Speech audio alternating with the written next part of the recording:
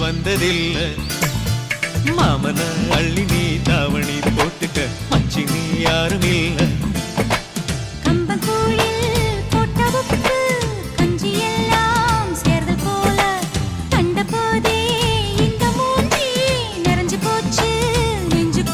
நிமிஷத்தில் இதெல்லாம் வறுத்துட்டு கருவேப்பிலை இருந்தால் அப்படியே போட்டு பொடி பண்ணி உடனே சாப்பிட்றலாம், ரெடி ஆகிடும். அவசரத்துக்கு இந்த பொடி ரொம்ப ரொம்ப உதவுங்க.